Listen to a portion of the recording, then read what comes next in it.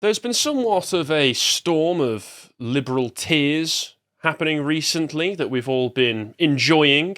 And one of the main thing that's been pushing this has, of course, been Elon Musk's aggressive takeover of Twitter, which has prompted a number of reactions, which I'm sure you've seen us go over many, many times. And I will cover a little bit of that today. But there are other avenues in which leftists and American liberals are being encircled currently by a wonderful conservative flank, I would say. Elon is not a conservative. However, he is working basically in tandem currently with other conservative attempts to finally push back the global leftist hegemony that we've been experiencing. Before I go any further with this, I just wanted to point out that Bo has recently, just yesterday, released an article called King Elon the First, which is somewhat of an exaggerated take on Elon taking over Twitter. You know, you can see here, all hail good King Elon, first of his name.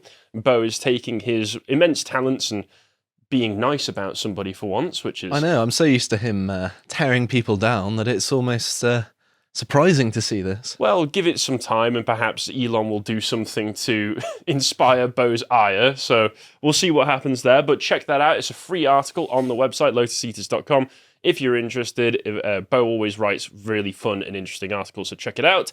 Let's move on. So, in regards to Elon's bid to take over Twitter, which has succeeded, I know everything's accepted at the moment. I don't think the deal has actively gone through yet, but it has done enough to make everybody at Twitter freak out in quite spectacular ways. So, for those of you who a few years ago, I don't know if you watched it, the Joe Rogan episode where him and Tim Pool were grilling Jack Dorsey and the lawyer. It was great, yeah. It was absolutely wonderful. For those of you who remember that episode, the lawyer herself, Vijay Gadde, I think that's how you pronounce her name, has not been having a great time of it, and has in fact cried during a meeting about the Musk takeover. Oh, bless. Oh, shed your crocodile tears for me. Did she also say she's literally shaking as well? She's shaking and crying right now. now. A rich billionaire has taken over my business. To replace the other rich billionaire who owned the business. Oh, this is terrible. Now we can't put our ideology onto everyone else. Oh, he's going to invite open discussion between people. We can't be having that. But this Politico article goes into some of the details. So Vijay Gadde, a key executive involved in decisions to remove former President Donald Trump and ban political advertising, expressed uncertainty about the future of the platform. If we can't deplatform our political rivals, how are we supposed to manipulate election results?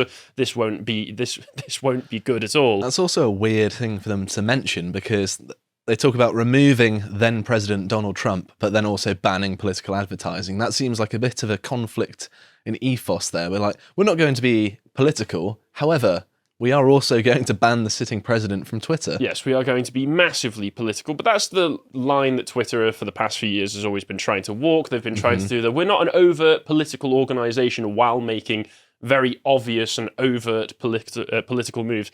I think it's kind of...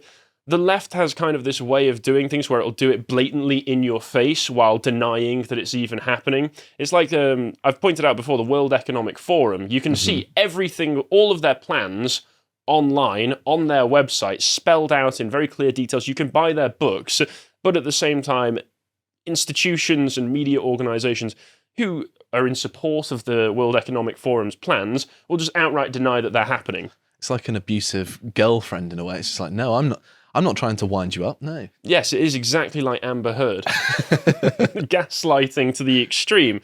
But, let's carry on. So Gad cried during a meeting as she expressed concerns about how the company could change, according to 3 people familiar with the meeting. She acknowledged that there are significant uncertainties about what the company will look like under Musk's leadership. Well, it can't look much worse than it is currently, can it? I think everyone at Twitter, regardless of how they feel about the news, is feeling reflective and emotional, said one Twitter employee. We've gone through a lot in the past 2 years, and I think it's generally incited a lot of reflection. I think this was more of an acknowledge of the uncertainty everyone is feeling right now.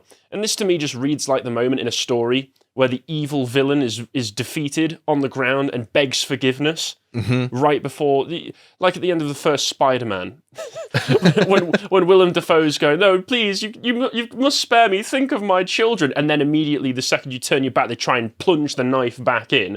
So no remorse, no regrets, and we just need to keep dunking on them. What's the classic phrase from The Art of War? Meme them until they cry, and then make memes about them crying. That's what we need to do. Sun Tzu was such a visionary, wasn't he? He really was. And Elon has been absolutely barreling forward with that tactic, with this excellent meme that was reflective of that episode of the Joe Rogan Experience. Tim Pool, here's an example of Twitter's left-wing bias.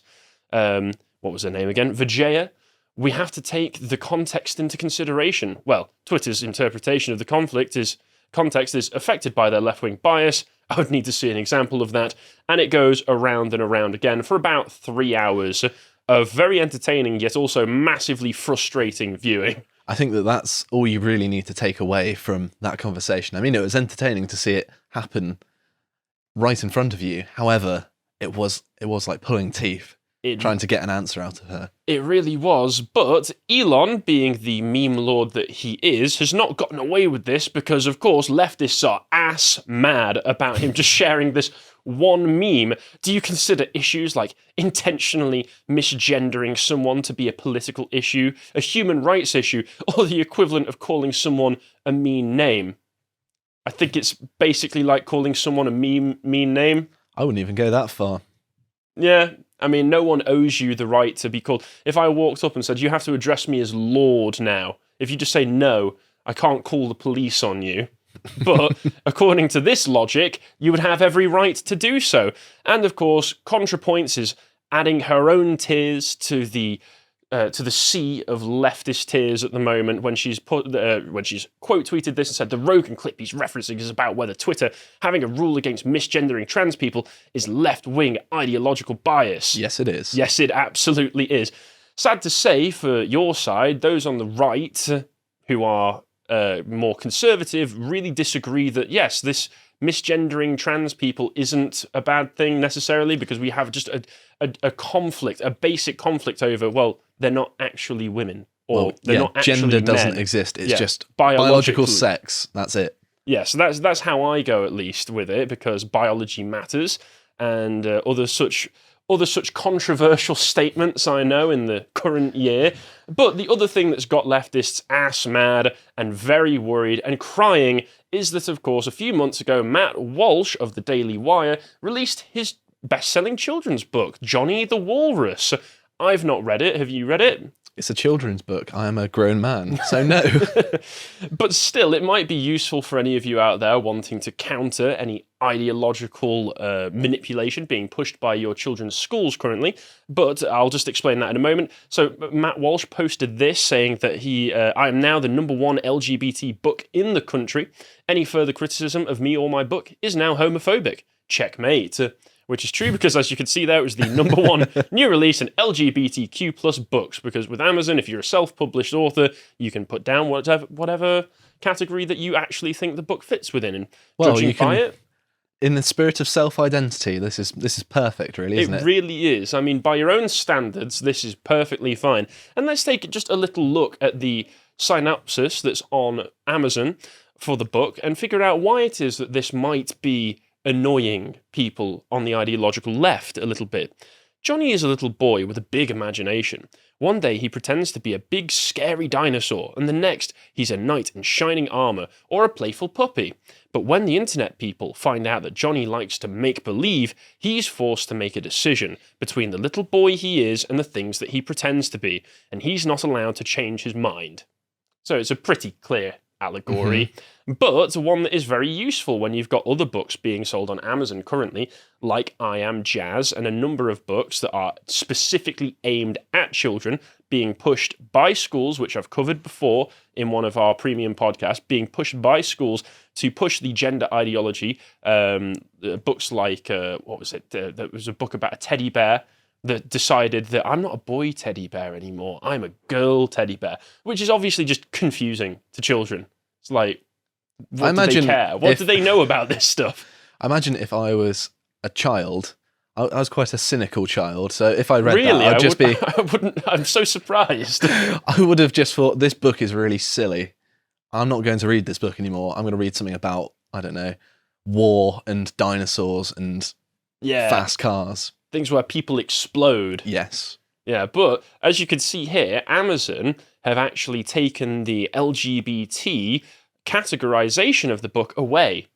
I wonder why that is. Perhaps Amazon holds a little bit of ideological bias against those like Matt Walsh. And to be fair, Matt Walsh himself has pointed this out just from the reviews that he was getting in.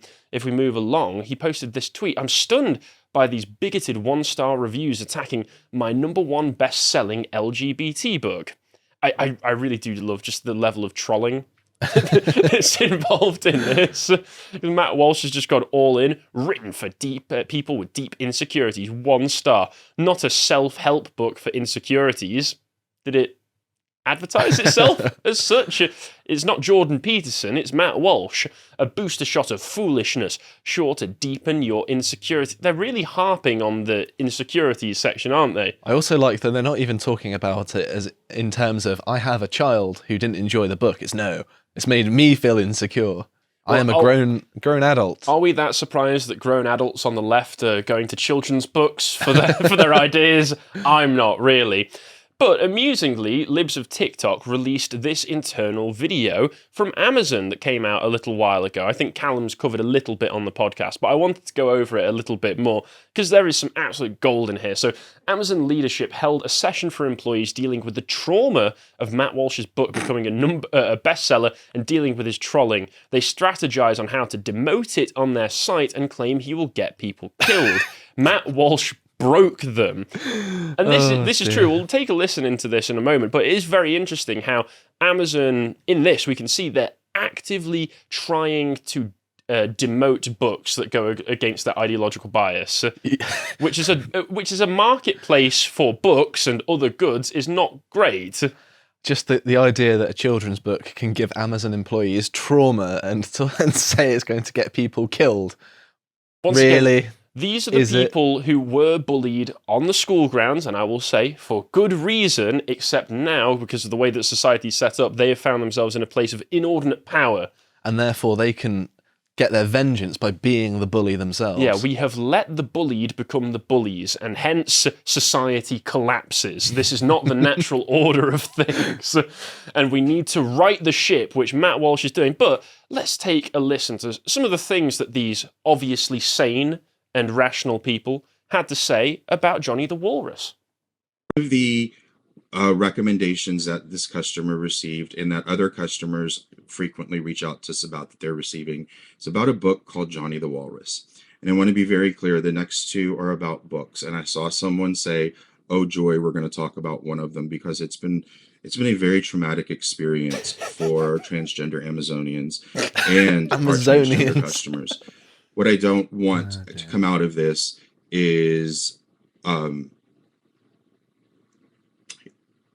slamming the books team with a bunch of tickets. They're already aware of this. There are things in this space that are happening. But Johnny the Walrus is a bit of a problematic book. Not a bit. It is not a bit of a problem. It's one hell of a problem. It's so ridiculous how seriously they're taking this whole thing. This is a dangerous book. It's something that's taking the form of a children's book. Ooh, watch out. It's shape-shifting. It might have a Bible inside it. Oh! I mean, if it were like the Communist Manifesto, Mao's Little Red Book, or, the mid-century Germans book, you could imagine that tone might be appropriate, but a book for children, which is probably going to go right over their heads anyway. Yeah, interestingly enough, when they mentioned this on the other day, Carl said that, you can get Mein Kampf on Amazon, because he jokingly said that's where he got his copy from. But the thing is, I have since checked that, and I think they might have delisted it, which is unfortunate because as much as, I'm not going to go around promoting mid-century German ideology, I think people should have the right to purchase it and read it and make their own conclusions on it. It's also a god-awful book. It's an important historical book, though, and I don't really want to read it because I hear that it's terribly written. But Yeah, I read the first 50 pages, and it's one of the most boring and badly written, scatterbrained books I've ever read. who'd have thought, eh? I know, right? But let's carry on with what else these people have to say. To report a book that you are selling, I just checked your website, and the book is still up on there. I hate to tell you, but it says that the book that it is shipped and sold from you, it is by Matt Walsh. It is teaching kids to kill, to bully transgenders. Even she corrects herself. Yeah, to bully them into committing suicide, the LGBTQIA, especially transgenders. The story is about a kid who likes to pretend he's different things, and one day he pretends he's a walrus, and the community tells him he either has to be a human or he has to be a walrus, or they're going to kill him. He can't be both. He can't pretend anymore.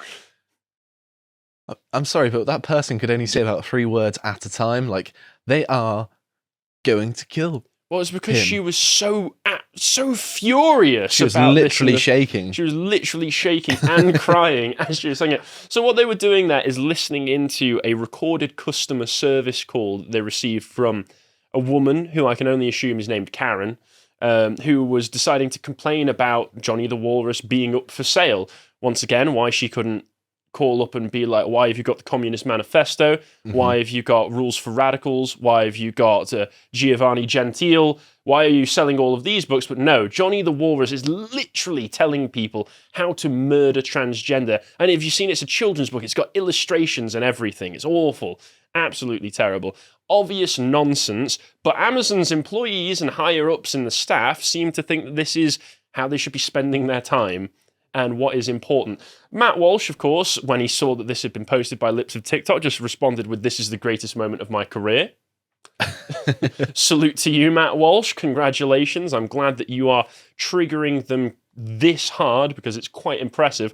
And then Libs of TikTok posted a second part to this where they accuse Matt of hate speech, and the host literally breaks down in tears, and because they're worried about the fact that Matt has a new book coming out, one where he's talking about women's issues and what is a woman, and they really can't have him asking or answering that question. Let's check this out, because this possibly even better. Amy Lee shared some information with me about the movie, the documentary that's going along with it, but people are already talking about it. It was very much that style, tricking transgender people into participating, not understanding what they were participating in. And it's called What is a Woman? One man's journey to answer the question. I mean, let's just back up for a second and say, does a man even belong in this conversation? No, Yes. He doesn't. But guess what? It's not even on sale yet, and it's #1 in women's studies. It sounds so broken. I love how stony-faced they are at the whole thing. Like, we're just looking at this, and Matt Walsh is treating this like a big joke, because this is really just dunking on the libs, and they're so upset by it. They make it so easy.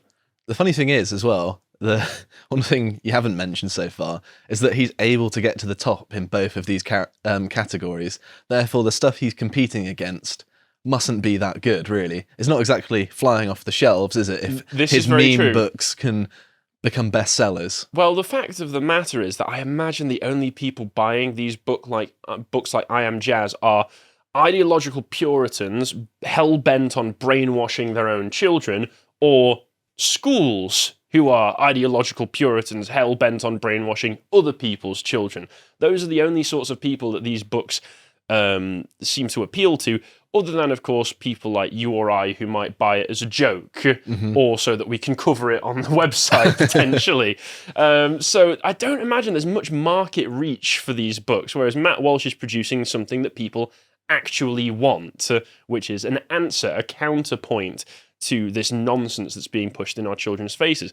But let's continue, because it gets a little bit better if you just pay attention to that little guy in the bottom left of the screen there. And so, yeah, I'm sorry. I want to preface this with, I also saw someone mention that this is really tough content. And if you're transgender, if you're gender non-binary, and this is super triggering, and this is I would understand if you needed to leave. This is for education for people who don't get it, who don't understand. And I would understand if this was a lot, but equally, I want folks to know that we're doing this because this really matters, to get this education out there. And the final thing we're going to show is a 30-second clip. Brace yourself. Of Matt Walsh, and I want you to brace yourselves, of Matt Walsh reading his book. Mommy was told to take. It goes beyond parody. You'd think from a lead up like that, they were about to go into one of Hitler's speeches or something, and they've got like an audience of purely Jewish people watching this. But no, they're just watching a clip of Matt Walsh reading out his children's book to children, and they're all wiping away tears. Brace yourselves, guys. This might be super triggering to some of you. Where Matt Walsh is just there like, oh, did you know that boys can't be girls? And they all start screeching and breaking down, crying. But there is something very sinister about it in the first place as well, which is that by the sounds of it, they look like they're probably going to plan on trying to shadow ban it or delist it like they have done with other books in the past. This will, of course, create a massive backlash and controversy, but Amazon has their biases, and we'll just have to see if they go ahead with it. But I want to just point out as well, like I said, they used to have Mein Kampf on there, and they seem to have taken it off. But if they're so concerned about certain books that they're selling on here, well, let's take a look at some of the other books that they are more than happy to sell to people, including The Industrial Society and Its Future, The Unabomber Manifesto by Ted Krasinski, which I've heard is actually an all-right book, but is a book by an actual terrorist that's his manifesto that they're more than happy to sell on here.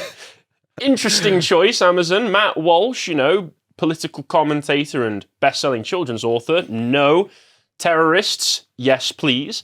And then move along, and we've also got, what's this? Oh, it's Lolita, the nonce book. The famous nonce book.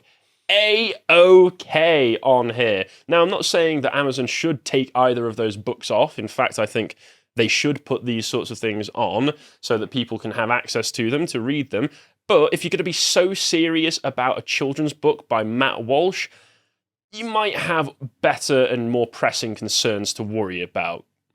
If you appreciated that segment from the podcast of the Lotus Eaters, you can go to lotuseaters.com to get access to all the premium content we have on the site, such as the Contemplation series that Josh does, this one with Carl, on what you can tell from a person's face. And if you want to follow what else Josh is putting out, you can follow him on Getter at Josh_firm on Getter. Thank you and goodbye.